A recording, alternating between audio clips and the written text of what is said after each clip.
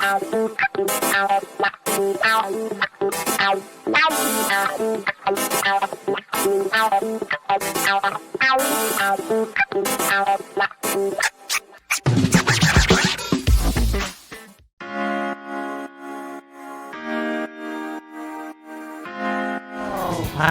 Hi, Dana. Good. Hi. Hi everyone, and our female and non-binary anger this morning. Good morning. Yes. Hello. You were on fire on Twitter. Yes. You said rich Texas women will still be able to get abortions, and many men will be paying for them. This isn't about protecting a fetus. It's about punishing certain women. You also said, so glad Susan Collins had a stern conversation with Kavanaugh and believed that Roe v. Wade was established law before she voted to confirm Drunky McRapey. Okay. Yeah, it's a lot of anger to process this morning, isn't it? It just is, and I mean, I'm shocked that Collins lost her last election after that. Everyone saw through it. I know that she's not up for re-election for a little while, but I hope that her state finally sees that she doesn't care about anyone other than herself and what she needs to get reelected, because she's going to continue to lie to the general population. Yeah. Yeah. You also, I mean, a lot of Afghanistan parallels. You said on Twitter, the GOP, what about all the women and girls in Afghanistan experiencing freedom for the first time? We just abandoned them? What about their rights? Also the GOP. Where's my $10,000 bounty for turning in that person who's attempting to help women? Mm-hmm. I mean, it is. The hypocrisy it runs deep. This law is I don't want to say retribution. It's punishment for women that are not falling in line, and other people. I know this is going to sound strange to some of the listeners, but other people that can get pregnant. There are trans men that can still get pregnant in this country and look to places like Planned Parenthood for medical help. That's also a community that's affected by this law, and so this isn't just it, but it is whoever will not fall in line with the Texas GOP and the GOP across this country, we're going to punish you. Yeah. Yes. And you were saying you keep reading more and more tweets. You get more angry with every tweet you read. Claire McCaskill had said, I keep thinking about the scared 13-year-old who'd been raped repeatedly by her father. She was too afraid to tell anyone and had no idea she was pregnant until she was many weeks, way beyond 6. I met her when I was prosecuting her rapist. Texas would force her to carry that pregnancy to term. And then maybe reward that rapist with $10,000 if he absolutely reports. It's a ridiculous money scheme that poor communities can also look into. If it sounds like rape's going to be profitable in Texas, and that's a horrifying thought. Yeah, well, I mean, I think that was Noel Castler you retweeted, Dana. He said so theoretically a man in Texas can impregnate a woman and then turn her in for seeking an abortion and be rewarded with a $10,000 bounty. And you said yes, accurate and insane.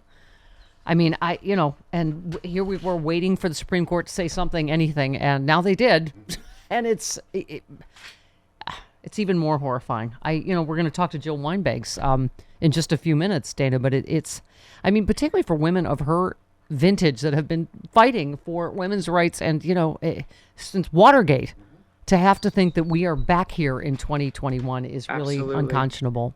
Back a few months ago, there was some Supreme Court decisions that were favorable to the LGBTQ community, whether it was protections federally at work or things like that. And everyone was like, oh, maybe they're not that bad. That's interesting. Kavanaugh sided with blah, blah, blah. I was like, nope. This is just setting us up. Trust me.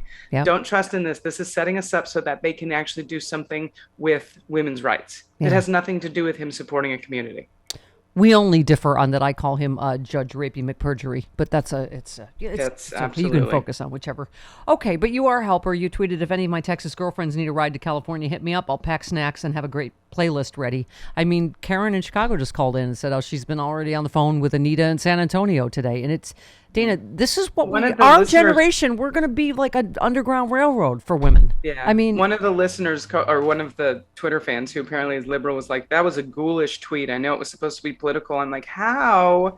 One, I don't actually say if it's for an abortion, first of all. I'm just saying, hey, if any of my girlfriends in Texas want to take a road trip to California, let's do this. Well, yeah.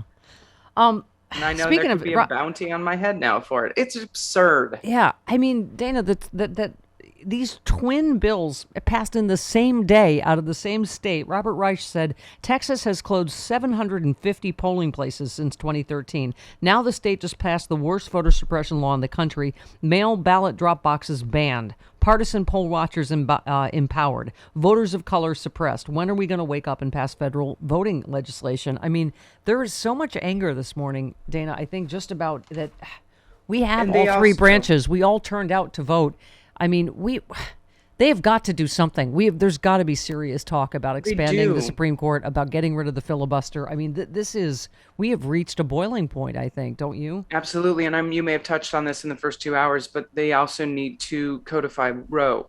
And in doing that, they need to get rid of the filibuster to do that. So there's many things that Sinema and Manchin are standing in the way of. It's not just voting rights. I mean, we were also talking about in other y'all news. It is so chilling. As of September 1st, pro teams in Texas must play the Star-Spangled Banner before all home games.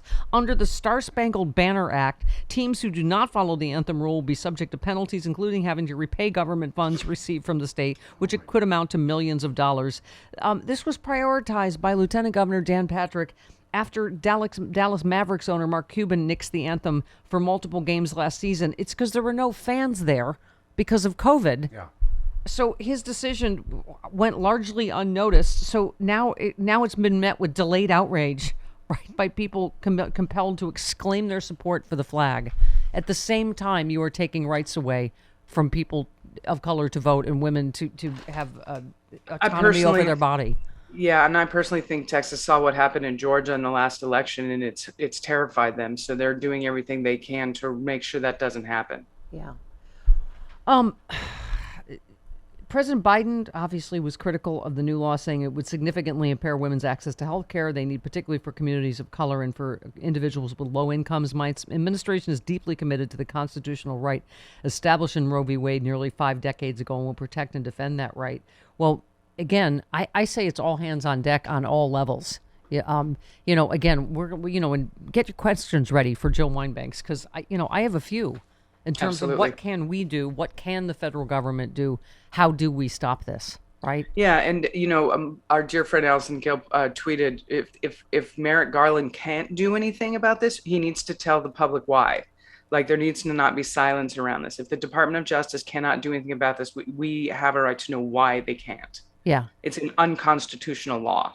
So this is Senate Bill 8, just so everyone knows the name of it. Texas abortion providers scramble to help as many patients as possible while the clock ticked closer to midnight. I just can't believe we're living through this in our time, Dana. But okay, so we already. All right, I'm not going to explain everybody knows what the law is now and the bounties and yeah. Okay, so it essentially halts abortion really effectively across the state. Planned Parenthood in Dallas said people often don't understand why we cannot serve them. They're not interested in or involved with politics. These people, they're individuals, and their focus is on their education, their families, their work, their daily lives. They don't expect their zip code to determine whether they can access health care, and they certainly don't expect their neighbors to be empowered to investigate their private medical decisions. We're getting patients who are scared, confused, angry. They're asking questions about if abortion is still legal. I mean, Dana, once again, the vast majority of Americans want Roe v. Wade to stand. So, I saw one, headline this morning that, Republicans just give 2022 to the Democrats. Like, yes, there will be enormous anger and enormous turnout, but, we are exhausted from doing that. We have turned out. We have gotten the House, the Senate, and, but this is the problem. Republicans this is why they have to cheat, because they are not with the majority on almost any subject, are they? Absolutely. And I will say this for the men that are out there that support women's rights and women's rights to choose. We're tired. It would be really nice if you could be louder than ever right now, because we need the support. We're tired. Yeah. Yes, exactly. Okay. Let's do one quick one before we Wayne in North Carolina. Hello, Wayne. Yeah, hi, Steph. Great show. Thank you. Go ahead. My wife and I intend to support these organizations that will help low-income women secure abortions, but we are going to do it anonymously. What I envision are these zealots subpoenaing these organizations for their donors and for law firms in Texas maybe to pursue lawsuits against donors, maybe in other states. I know it sounds bizarre, but I think they could even say that if they send you a registered letter that you have been served. And once these types of lawsuits are decided, those judgments could exist for a long time for a donor. Yeah. Okay. Yeah, Dana, I don't even want to. We'll talk to Joe Weinbanks about how this just opens the floodgates in terms of frivolous lawsuits, right? Absolutely. And that's just another whole subject. Yeah, Kevin in Chicago. Hello, Kev. Hey, Mom. Real quick, I will be one of those cisgender gay men that will be loud as you know what about. I can't live in a country where women are going to be treated like second-class citizens. But I wanted to real quick let you know you have options when we do get to Gilead. You don't want to be a Lydia because that's going to be Sarah Huckabee Sanders. Sure. She's going to be a prostitute. That's not you. Now I turned 40 in February, so I'm a little bit older than you. But yes. I think oh my God. that you may still. I know it's a dusty barren land, but a commander seed may find purchase. So you may be a handmaiden. Okay. But if not. If you can cook, you can be a Martha, okay. Or you can be in the sex club, you could be a Jezebel. Otherwise, you may have to just work in the cancer fields. But you do have options. Okay, all right. This is the new hilarious gay of the Stephanie Miller Show, isn't it?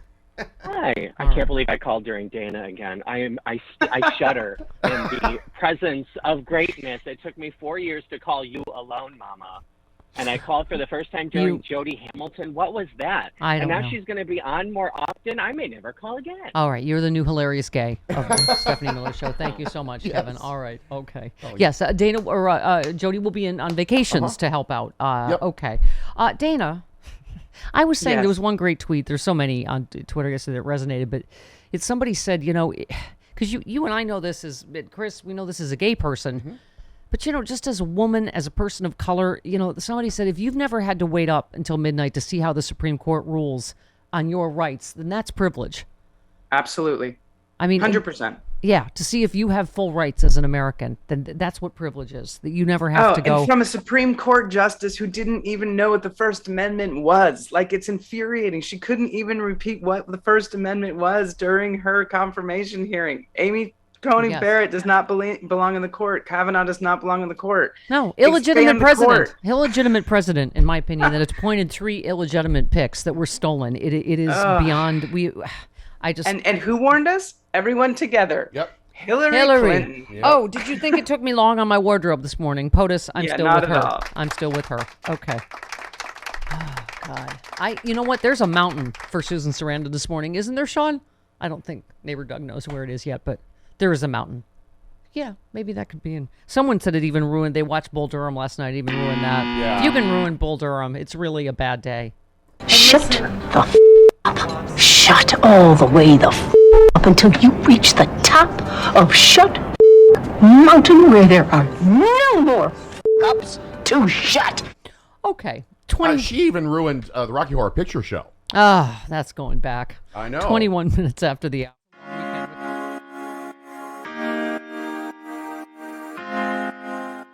If you have not heard of the Sexy Liberal Podcasting Network, your podcasting superstation, you suck. I mean, it is. We have the smartest, funniest liberals in the country. Stephanie Miller's Happy Hour. We have John Fugelsang. We have Hal Sparks, Frangela, Final Word, and Idiot of the Week. We have Bob Seska.